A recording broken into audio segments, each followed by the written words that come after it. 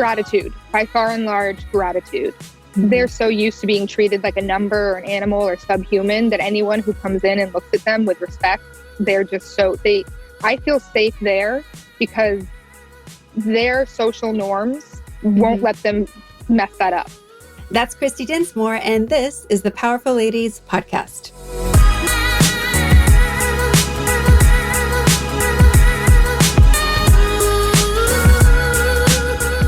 Hey guys, I'm your host, Cara Duffy, and in this episode, I have a very powerful conversation with Kristy Dinsmoor, the co-founder of Re-Evolution, a nonprofit organization working with incarcerated youth to reduce incarceration in general, transition them upon release into powerful members of society, but really to heal harm and build communities. The work she and her team are doing is needed, important, and such a powerful reminder that there is so much room for compassion in this world. I'm excited for you to hear her story and curious about what it inspires in you. You can always leave a comment about this episode at thepowerfulladies.com/podcast. Before we jump into this episode, I want to speak to all of you who are currently Googling how to make a career change, how to start building your own business, or how to avoid going back to my old job. I am here for you.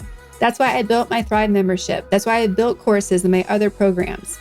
I really mean it when I say I'm here to help you achieve your dream life. Visit caraduffy.com to book a free call today, or skip directly to learn.caraduffy.com to check out Thrive and the other programs that you can start working on right now. Let's create a custom plan that will actually work for unique you, for your unique dream life. Let's start today.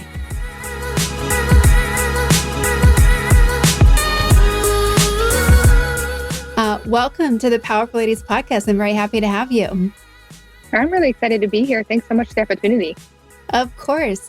Let's begin. Let's tell everybody listening who you are, where in the world you live right now, and what you're up to. My name is Kristy Dinsmoor. I live in Venice Beach, California, Los Angeles. And what am I up to right now? I am running a nonprofit. It's called Re-Evolution. That literally takes up 110% of my time, to be honest with you. Yeah. But the other, I would say like 10% of time that I have left, which I know that doesn't equal 100. My twin sister just had a baby and she lives across the street. So that's definitely forefront of my mind and my experience and sort of like my well wishes to her and her new baby. I love that. Well, congratulations to her and your family. Thank you. Tell us, what does your nonprofit do? We do like rehabilitative and self-help groups. We started out in California state prisons. And then as people that we were working with in the prisons were getting out and needing support that they weren't finding readily available, we were like, oh, I guess we should do that too. So now we do reentry support. We're based in Los Angeles. And fortunately, a lot of our services can easily be done over the phone or email or Zoom. So we're helping people all over the state. We focus on youth offenders. So that doesn't mean that they're youth currently. It means they were youth when they went into the system. So we do a lot of leadership classes, like self-development classes, victim impact classes in prisons focused on 18 to 25-year-olds, which in California are considered youth because they've decided the brain is very much still developing until you're 25. And we have a lot of people that were like 14, 15, 16 when they went in, but are 40, 50, 60 when they come out. And so they're sort of on the same page where all of them missed all that grooming or that upbringing where they were learned to adult. And so even though some might be 18 and some might be 68, they have a very similar relationship to the world. Yeah. I think the work you're doing is fascinating. I have a ton of questions. So I think I'll start. I loved on your LinkedIn profile that you talked about how passionate you've been about human trafficking, and the cause of so many of the struggles people have in life are tied back to some core things. What are those core things or events that happen that can kind of predict that things are not going to go the way we would expect them to, or are going to cause people to be incarcerated or to have just the bad things in life, to categorize it loosely, happen to us? I don't think there's an exact right answer that's going to be applied the same to everybody. Unfortunately, like a little bit of our DNA seems to seep in there and react differently to certain, the same situations for two different people. But really, I think it's community. By and far, like everyone that you see, if you really learn their stories, I mean, people look at, like a let's say a 48-year-old man in prison, as in, a dangerous, strong man that is an adult that should know better and all that, the likelihood is that they were a child or at least a teenager when something started, or when they were being abused, or when they were skipping through foster care, or, whatever it was that happened to them. And so it's community. Most of them will say that they didn't trust the world. They didn't know that that people could be kind to them. They had a chip on their shoulder. They thought it was them against everybody else. That kind of thing. And so really, like, it's the social bond that's missing. And so people need a chance to feel cared. They need to feel safe. They need food. They need shelter. They need education. And they just need to know that they're going to be loved and accepted by more than one, more than just, a sibling or just a parent, but by society. I think that's such an interesting way to put it, right? Because if we think it's us against the world, we have no relatedness of all of us being connected. Absolutely. And what we have in common. So it's easier to steal from someone or hurt somebody else if you don't know them, because there's literally no relatedness at all. When you look at the population that you're working with, how common is it that they have been in foster care or that they were abused? Like, how common is it that there is at least one source thing that you can kind of go back to and be like, oh, it may have started here. This may have been one of those factors that changed whatever direction you were going in. Pretty much all of them. It's very rare that when I don't get down to being able to share the whole story, that I'm not like, oh, that makes sense. And it doesn't mean that it's an excuse. I think that that's the thing that a lot of people come across is, well, I had a hard time and I didn't do that. And that's so true. It's not an excuse, but we don't all react the same way. Like the divorce for me, my parents got divorced and I said, oh, thank God you guys won't fight anymore. Like, no worries. I'm fine with it. It was not hard on me at all. And yet, like, a lot of studies have proven that parents getting divorced is really hard on their kids. And so to me, I was like, what? That doesn't make sense to me, but okay. Yeah. And so we can't apply the same, like, that we would take it the same way as somebody else. But realistically, most of the people I've worked with have either real stories of abuse, foster care, poverty, and or in California, gangs are really prevalent. And so there's just this culture that embodies a lot of that stuff, but also there's just this culture of being brought up in violence. And I think that people have this idea that, like, grandparents, grandmothers, mothers are naturally going to help, like, balance that out, but it's just not true. I have people I work with that at 12 watched their best friend get shot in front of them and went home and cried, and their mom said, don't you fucking cry. They put a gun in their hand. They said, go do something about it, but don't you dare cry in this house. And so I think that when we're not raised around that, we discount how strong that is around some people and where that leads them. Especially when you're craving community and that inclusiveness that, all humans want love. So, you'll get it where you can get it usually, right? The path of least resistance doesn't mean it's always the right one for us. And even those of us who haven't been incarcerated, we have so many examples of just bad relationship choices we've made, right? Exactly. And to that point, like, a lot of it is just who got caught and who didn't, or who ended up with a more abusive partner or a partner that talked them in. I work with a woman whose partner talked her into helping her go hurt his mom because he was against his mom, but she was like, she was a victim of domestic abuse, domestic violence, and he basically forced her to do it, but she didn't know how to say no to him. And again, it's not an excuse, but I hear these stories all the time. Yeah. All the time. And then obviously mental health and drug abuse, usually due to those things, are a huge part of it.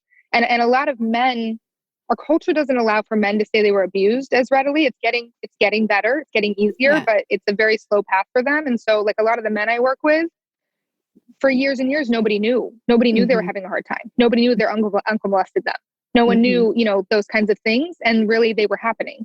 So I think we undercount how many people are having a hard time. Yeah. How did you get into this work? Sometimes I'm not sure. It's like, I always say I'm chasing a snowball downhill. I had a handful of friends go to prison when I was, like, just getting out of high school. And they were clearly crying out for help. Most of them, they were good kids. A lot of them were pretty smart. They were athletic. They had a lot of things going for them, and their parents were busy. Their parents were workaholics. Their parents one of them was like the mayor. One of them was they were just busy, and these kids were like, you're not paying enough attention outwardly. I mean, they even in court, they were saying, yeah, we were trying to tell our parents, if you don't watch us, we're going to do something. And it just had this escalation effect where they started out small and no one noticed or worried. And then they got bigger and no one noticed or worried until it was like armed robbery of like grocery and convenience stores. And they all went to prison, and I went to their court dates. I visited them in prison. And I wasn't too enchanted with the justice system that take. It's like it takes people, punishes them, makes them worse, makes life harder, and then expects that somehow anything's going to get any better. And so when I was just getting out of high school, I discovered a process called restorative justice. At the time, it was fairly new in my area. It was in Colorado, but it was just being integrated into like the justice system and the police forces for like misdemeanors, where there's like a mediation between victims and offender. And it was meant to bring about that awareness, that community. And so I got trained as a restorative justice mediator. And my first case was just a teenage boy who had been dared to break into a woman's basement. And instead of him going into the system, she agreed to do a mediation. And the process is like whatever the victim needs to heal and whatever the offender needs to like learn and grow. And she was like terrified, couldn't sleep in her house alone, thought all the time someone was out to get her. When's the next person coming? All that stuff. And he was like, it was just a dare, no big deal, And so when he was able to see how he really affected her, he was like, oh, wow, I didn't realize. And he was able to grow past like, thinking that it was okay to do that kind of thing. And she was able to see that there was no boogeyman out there. Yeah. It's just a teen. And she was like, oh, okay. And what happened is he had to pay for her window. And he had to go by every day on his way home from school and check on her to see if she was okay. And they ended up forming a really beautiful relationship that healed both of them. And this kid that, with regard, like on a scale of crime, this kid that could have gone into the system and then inevitably would have definitely gotten worse, and things would, that's statistics show that he would have gone downhill. Yeah. He stayed out and he learned a really beautiful lesson. And so did she, And so I got involved with that, like misdemeanors, lower levels when I was young. I was 19. And then I moved to California to go to college and never left, and had to reconnect. It took me a few years to reconnect with people in this arena here. And once I did, I kind of dove head in and I started running self-help groups in prisons. And then my boss at the time at the first one and I like left and started our own, which is now Reevolution. Yeah, no, I love that. We've had two amazing female defense attorneys from Colorado, the Boulder, Denver area on our podcast. So if you want some connections back there and see what they're doing, I'd love to connect you. Absolutely. But they come from a very similar place of their defense lawyers because the system isn't as just as we think it is. And they're really big also on, they've done quite a few cases that are, I forget what the name is right now. I'm sure you're more familiar, where they help prove people innocent. Like the Innocent Project. Maybe? Yeah. Yes. But people who haven't been in the system don't realize how many things are stacked against you, even when our system is supposed to be innocent or guilty, innocent until proven guilty. It's often the opposite.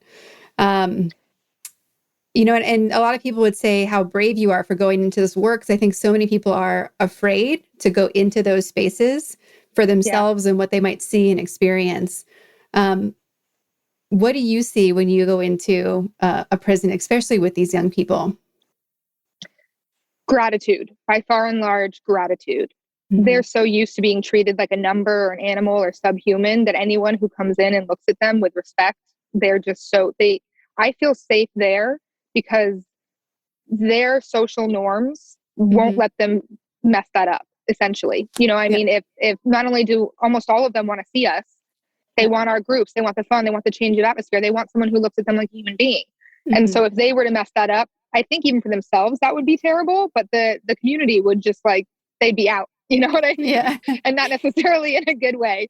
So it's gratitude. Yeah, I feel totally safe inside there. Yeah. I remember reading an article about how they removed the ability to give hugs in prison and touching, and what a negative impact that had. Has that changed? Is that still the policy? And, what do you know about how important physical touch is, even if it's holding someone's hand when they're in that situation? I can only speak for the California state prisons. They can touch each other a little bit. I mean, there are rules against getting too close, but I definitely don't see those being enforced. I've seen, two people who are incarcerated definitely go up and give each other a nice big hug. Yeah. I'm definitely not allowed to. And I've gotten in trouble for shaking hands too long. So there's that too. I'm tempted to like revisit. There's a story of an experiment they did on chimpanzees, I think it was, or like monkey babies, where one they fed, but they never touched it.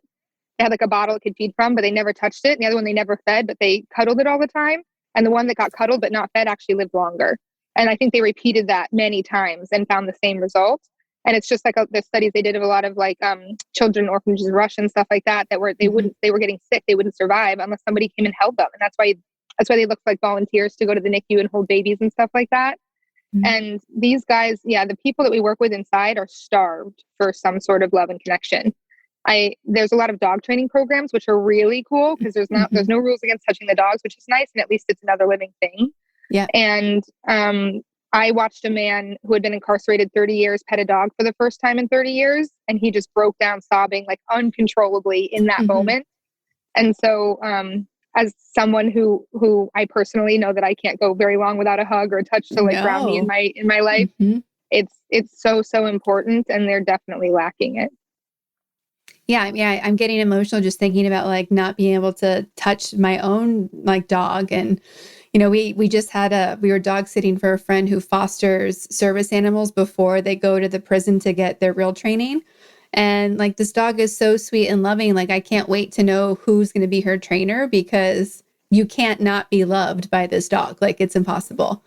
I wish that there things happening to make the prison process more humane. Absolutely. They're baby steps. It's a gigantic bureaucratic system, and California is a huge state with one of the biggest prison populations in the country. So yes, and it's going to be slow. The first or most common thing that's going on in California is the movement for youth offenders to really take people who are still developing, who they essentially see their brains as moldable. And instead of sending them into the system, they're sending them through a lot more diversion, mentorship. The ones that are in prison or do have to go to prison, the California State Youth Offender Program sends them to a prison that's one level lower than their crime normally would have required. Because every level you get higher, like the higher security, then the more dangerous. The worse the influences, the less programs they have, the less movement they have. So every time they can stay out of the system or go lower in the system, it's better. And they're having mentors, like guys that have been in there for a long time that have sort of reformed, and they become, I call them the sage ones, because they've done so much self-help. They're just like, they're so solid and they're so wise, and they've resigned to like figuring out how to live a meaningful life, even though most of them have life without parole. They're going to die in prison. Yeah. And they pick these guys to mentor the youth. And they're turning, there's something called the Norway model. Norway's been very, I encourage everyone to look it up if anyone has any interest in this area. Because Norway's correction system is shown to have really great results. Essentially, like the population is safe while they're there, the staff are safe while they're there, and their recidivism rates are like the lowest in the world. And they're super humane. Like to most of the world, we look at it like, what do you mean? That's punishment? That's like you're giving them a nice place to live in their own room, and they can wear their own clothes, and they go to work, and they have a full kitchen. And but it's because the whole point is those people that are disconnected from their sense of humanity, they're teaching them what it feels like, how to be pro-social, essentially. And so California is starting their first youth campus, and they're saying they're trying to mimic the Norway model, and it's still far from, but it's a really good ode to the movement that they want to be making. And so they're going to try to send anyone who's under 25 there and treat it more like a college campus. Like they want them to go to classes. They want to make sure that there's like readily available vocational training, because a lot of that stuff, even if you read about it, it'll say that it's available, but the reality is the classes are always full. The instructors never show up. People they're not well managed, to be honest with you. And so a lot of the things that on paper the correction system might say it's doing, it's just really not. Yeah. And so they're trying to make sure that this one prison that's set up for youth is like really, really well set up to actually like administer and run their programs like that in a better way for the youth. They're going towards the youth first. Yeah. And I think as that starts to do better, they'll start to translate to more facilities. do you know the percentage of youth in prison versus adults? So over 25 versus under? I don't. You know what? I probably should, but I think it's more about who are youth when they start, since most Okay. people, once you start, the recidivism rate is like through the roof. It's usually like above 80%.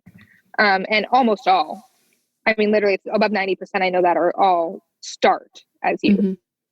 Yeah. Cause it's the same time that we start doing anything bad. Right. Yeah. Yeah. And it's when, like, you know, a lot of our emotions and our desire to claim our own space and to want respect or to want, you know, to build a life, but without necessarily all of the checkpoints that like we learn with our maturity and when our hormones settle down a little bit and all that. Yeah. And just not even knowing what we're supposed to be doing with ourselves. I mean, for crying out loud, most adults I know also don't know what they're supposed to be doing with their lives. They just know, preferably not to do that by committing crimes, right? So right. They just figured out some certain systems or places or groups to get by with. Yeah. And I think as well, again, with that not yet developed brain, we don't always assume that people mean what they say they mean. Like, is it really that bad? Am I really going to get caught? When we think we're invincible, we think all the other rules are a little bit fluffy. And the I know consequences are fluffy. Yeah. Right. What is it? So on a day-to-day basis, you're going into the prisons, you're doing classes, you're doing workshops, you're also doing them virtually, probably especially now with COVID. What progress are you seeing? Like, is it just you? Is it a team? Like, what does it really look like when we see revolution in work? That depends. In prison, it's a lot more structured because you have a captive audience, you have a room, a date, and a time that has to be pre-approved.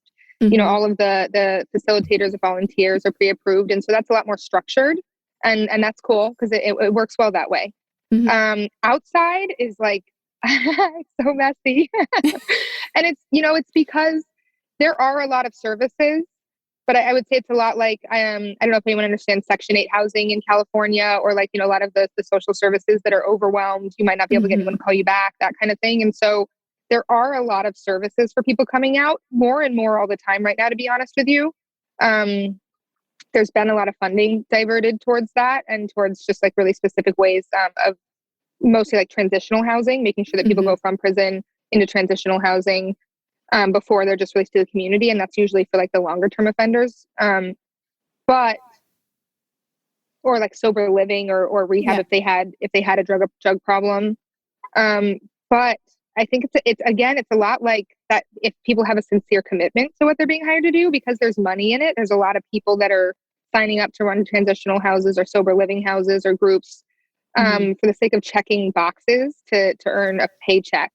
And what we have found at Re-Evolution is that someone teaches a workshop on financial literacy and everyone shows up for 4 hours and watches a PowerPoint, and then they're like 46 and spent 36 years in prison, and they go, or essentially juvie, foster care, like that, but in the system, and they walk out and they go, I didn't understand a word of that, and I have no idea where to start with my own life. And I think even a lot of us that like, I have a master's degree, and there are times when I go through an online, signing up for my EDD when I lost my job for COVID. Right. I had a night job bartending. I did it wrong the first time. I had a hard time. I got denied, and they said, you filled out, this and this. And I said, oh, that's not what I meant to do. I guess I answered that question wrong. And I have a master's degree. And so what we've been finding by and large is expecting these people to just be able to go through like a pamphlet or a Zoom workshop or like something in a group and then apply it to their life. It just doesn't work. And so our philosophy has been that reentry has to be personal. And almost everything we do is one-to-one. We have community events, community building activities, hikes, barbecues. We're going to the beach next week and doing surf lessons.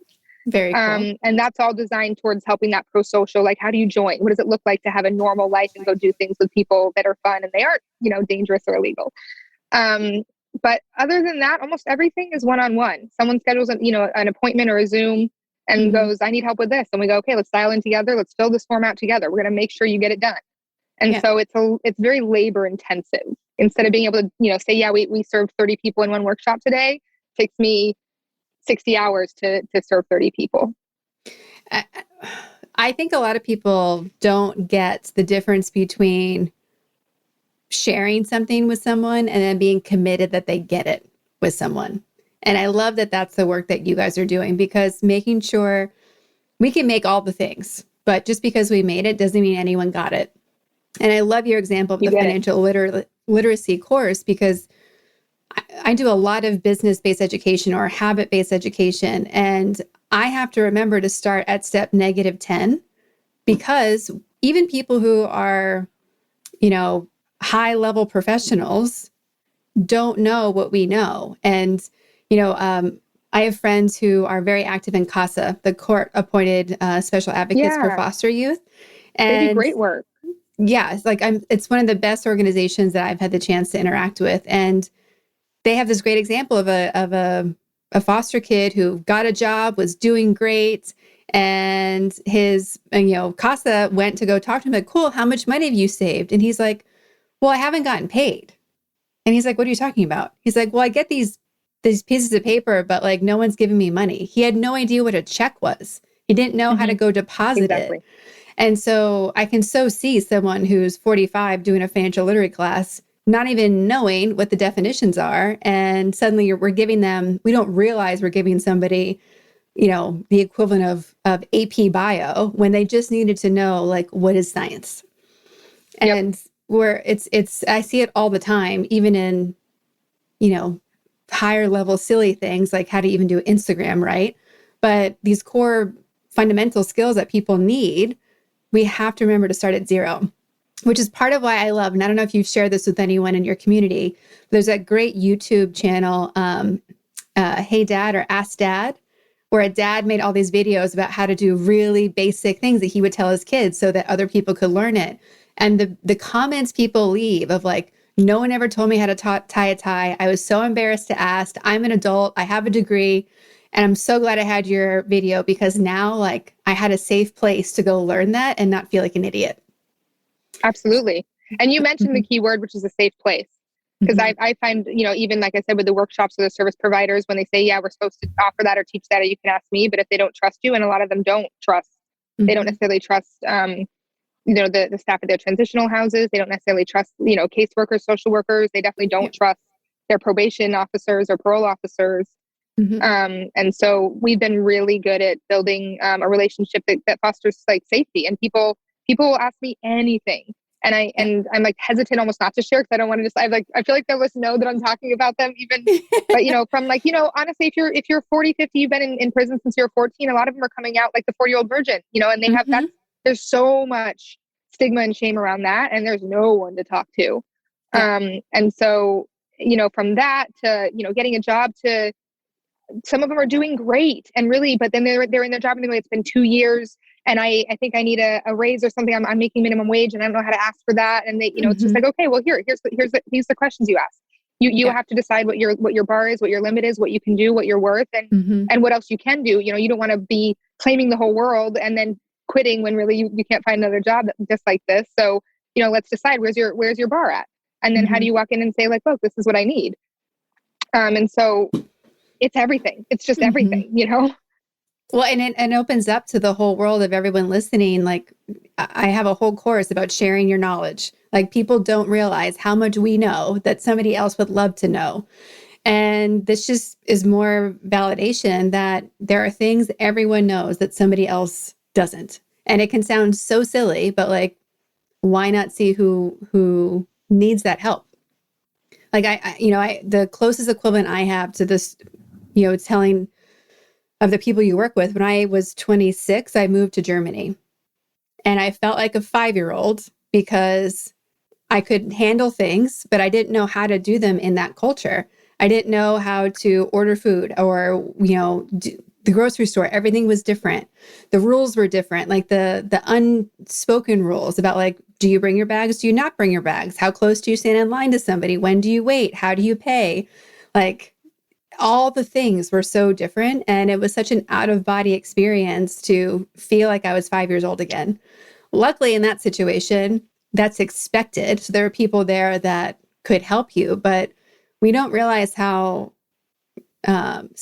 so many people deal with that here in the US all the time, whether it is immigrants or people coming out of jail or veterans or even the elderly, when there's so much technology changing, like you get cut off so quickly and it's hard. It feels hard to get back into it.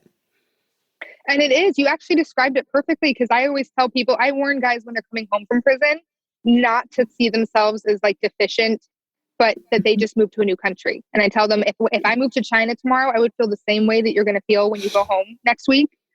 But it's not because I'm deficient. It's because it's just a whole new culture. Like you do fine in this culture. It's just a whole different culture. But with regard to some of the stuff, like, if we've been out here, we all have some exposure to technology. We all have some exposure to some of the norms. We have some problem solving, some adulting, some like foundation to stand on, that they have in their own way. But yeah, when it comes to technology and stuff, there's really just none. And so I would say it's like being dropped in Germany when you're 12. Yeah. Yeah. Well, and I'm sure as well, there's like that whole element of like what they don't know, because they don't even know it's there to ask about it or that they should know. Absolutely. Yeah. There's even. Yeah. And then there's that embarrassment. Like I'm a grown up and how do I tell somebody? And then there's also this thinking like, well, if I tell somebody that I don't know how to use a cell phone, they're going to know I was in prison, because the only way I don't know how to use a cell phone is because I must have been gone, Yeah. And so they also feel like they're like outing themselves. Yeah. Well, I hear more and more about companies that are really committed to hiring people who have been incarcerated. Do you see that shifting, or is it still really challenging to get back into the workforce? I'm not sure, because I'm hesitant to not praise good work for those that are. I definitely think in certain circles, it's again, it's baby steps. Like it definitely is, but a little, and probably not nearly enough. The majority of the people that I personally see hiring people who are currently incarcerated are usually like service providers and their friends. It's people that are close to this issue already. And then it's bigger corporations that get a tax break. And so I'm always hesitant not to talk for other people. I can't tell you what their motivation is. Yep. But I know that amongst the people that are getting out, there's a lot of feeling like the only jobs that they can get are the entry level minimum wage sort of jobs that, a big corporation wants to give them. And that it's because they get tax breaks. In California, you get a tax break for every formerly incarcerated person you hire. And so people do question the motivation. Like there's not a lot in meaningful, well-paid, support yourself as an adult work that someone coming out can find. Yeah. Yeah. It's going to be a lot more entry, hourly, minimum wage. Yeah. Definitely.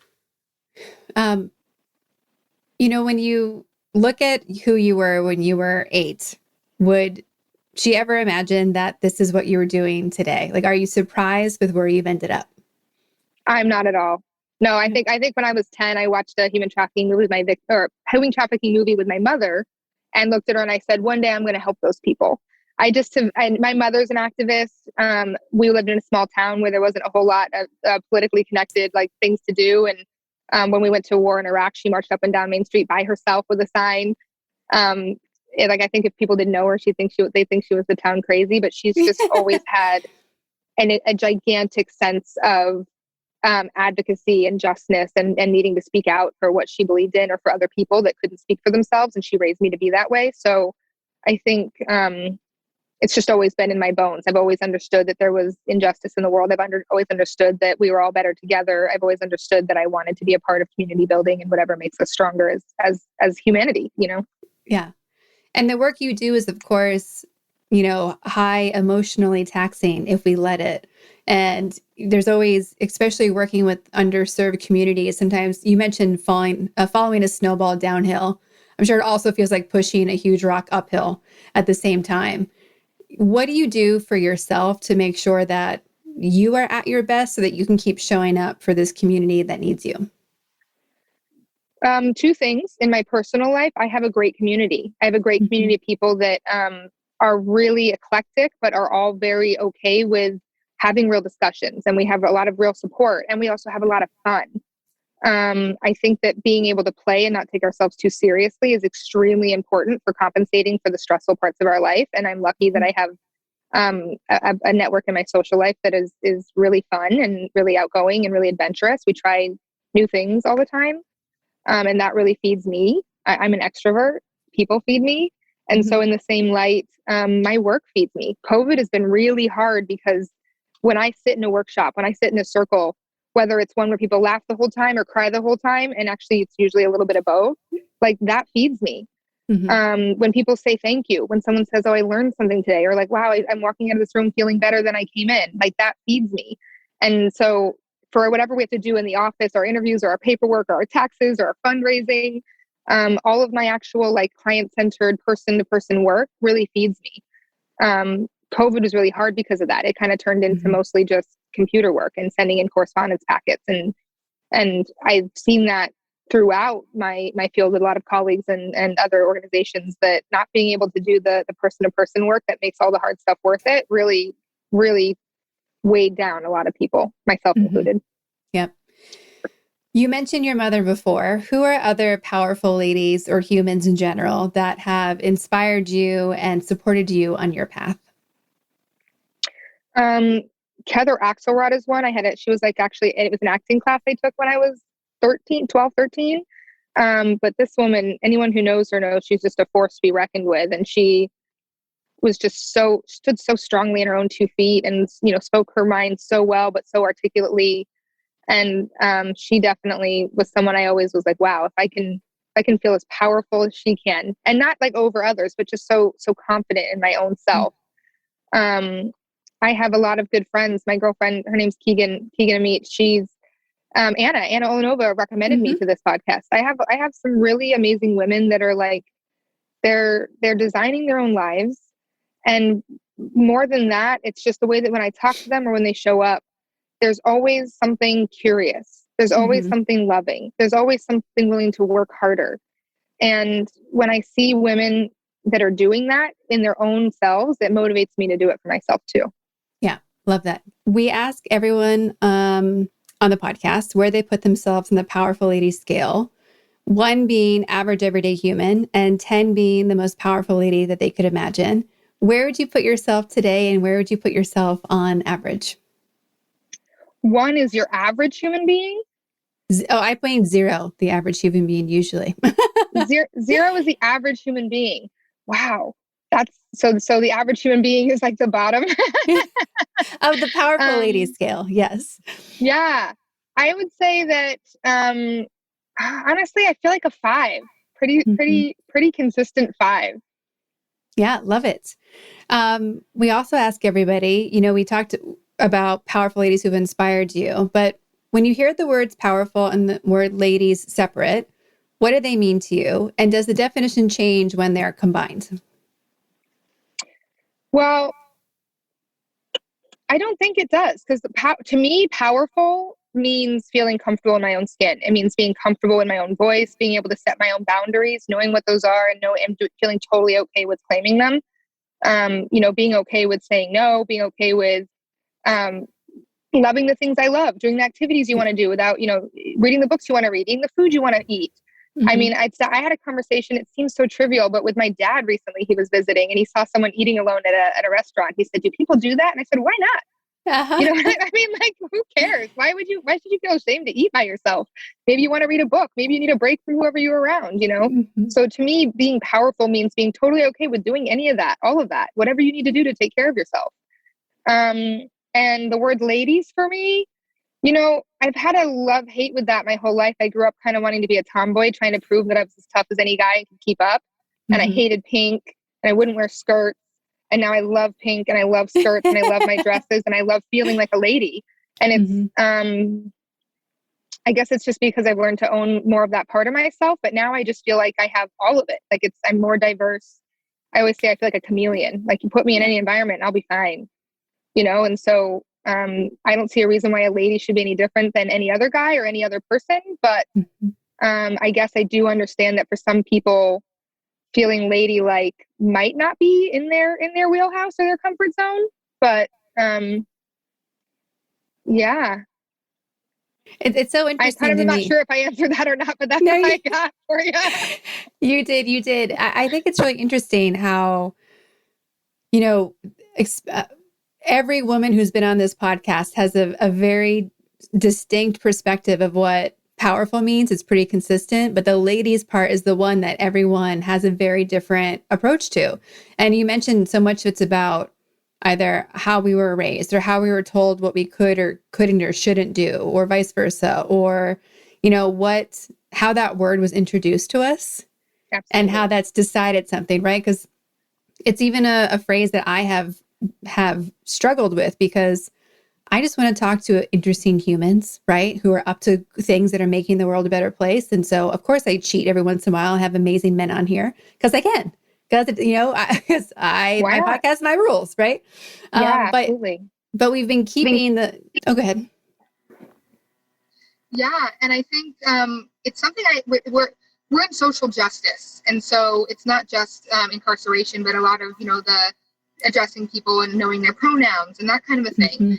And we see a lot of people that if they go, oh, well, you can't say she, and I know a lot of like transgender people that go, no, I worked really hard for a she. I want to be a she. I don't want to be a they. I want to be a she. And so it's just, you're so right. It's so individual, and it's how we're brought up, and it's what we want. It's how we see ourselves, and we each get to do that however we want. Yes. It's so true. Right. And I had a really profound conversation with a friend of mine who's from Peru, because I was like, should we change the name to like Powerful Humans?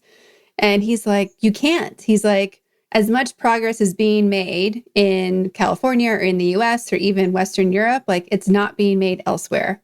And he's like, please keep it in this space, like have the bigger conversations, talk to other people. But, until everyone knows that it's possible, like, please keep it. And I thought that was so interesting to come from a male perspective, and especially from a place that's traditionally, Latin America is known for the machismo approach to life, right? So it was really touching to have him remind me that it's not as move forward as we think it is, which of course keeps coming up in the past couple of years in particular. When you look at women in the system versus men, like, do you see differences in how progress is being made, or what access they're given to being reintegrated into society? Well, there's a lot more men in the system than there are women. And so good or bad, I guess, unfortunately, there's a lot more services, like anything that has to be segregated, like transitional housing or that kind of thing. There's a lot more services for men than there are for women. But there are a lot of things. There are a lot of services and events that are open to both as well. They meet different stigmas. I think I've seen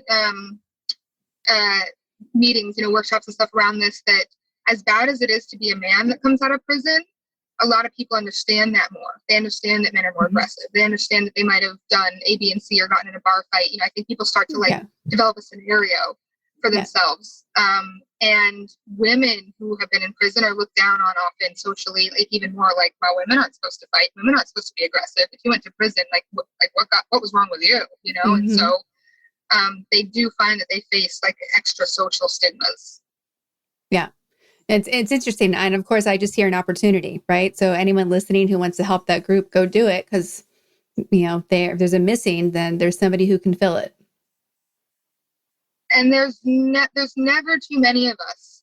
I think there's a lot of people feel like there's a lot of competition, and that's because funding in a nonprofit world, you're always competing for grants and whatnot. But like, we're never full of good intention or goodwill. There's always room for more. Yes.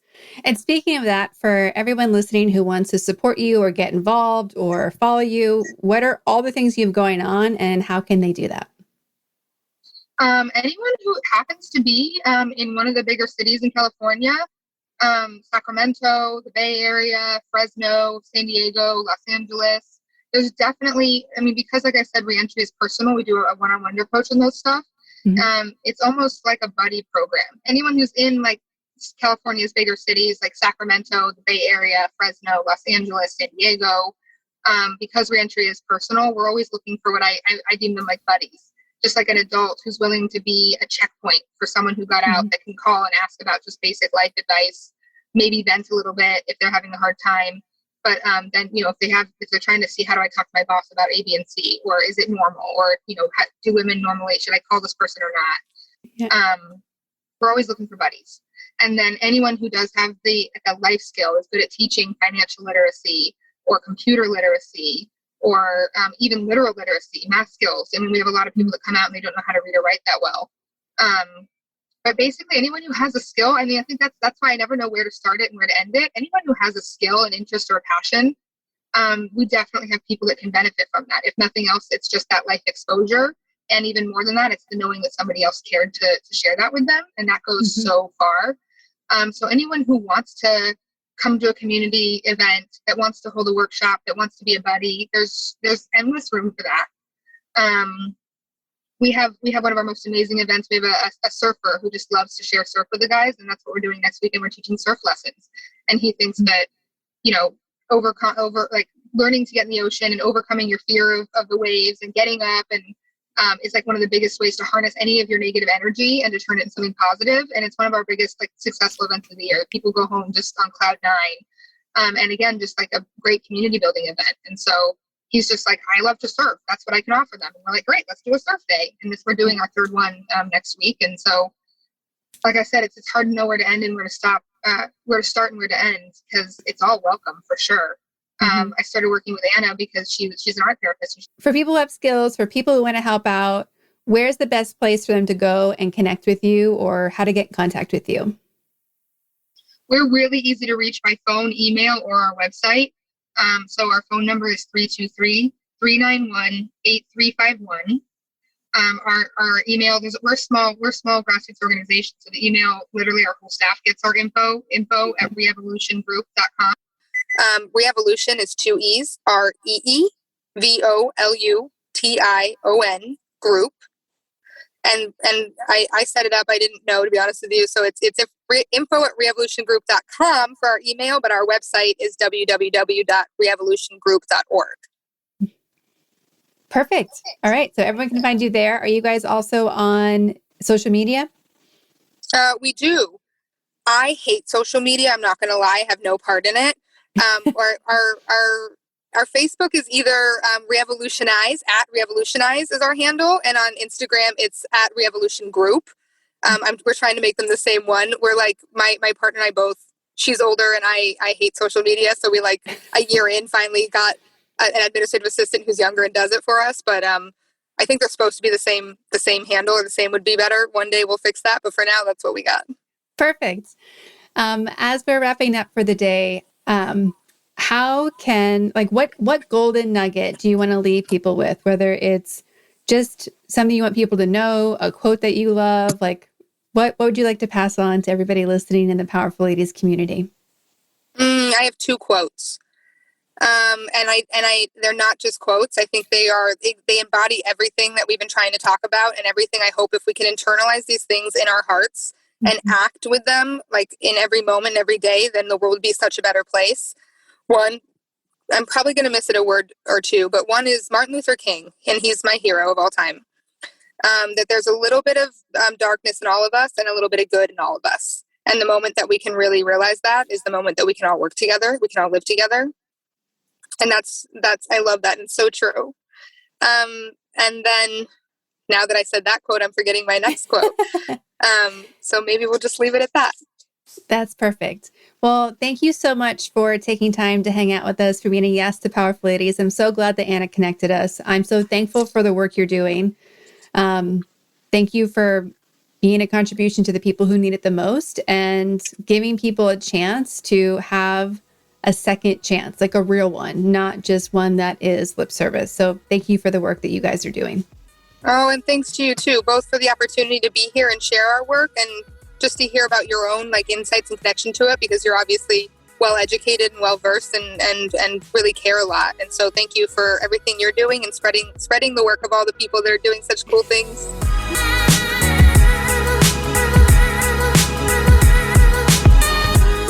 Thank you for listening to today's episode. All the links to connect with Kristy and Reevolution are in our show notes at thepowerfulladies.com/podcast. There you can also leave comments and ask questions about this episode. Want more Powerful Ladies? Come follow us on Instagram at Powerful Ladies, where you can also find some free downloads to start being powerful today. Subscribe to this podcast and help us connect with more listeners like you by leaving us a 5-star rating and review. If you're looking to connect directly with me, please visit karaduffy.com. I'd like to thank our producer, composer, and audio engineer, Jordan Duffy. Without her, this wouldn't be possible. You can follow her on Instagram at Jordan K. Duffy. We'll be back next week with a brand new episode. Until then, I hope you're taking on being powerful in your life. Go be awesome and up to something you love.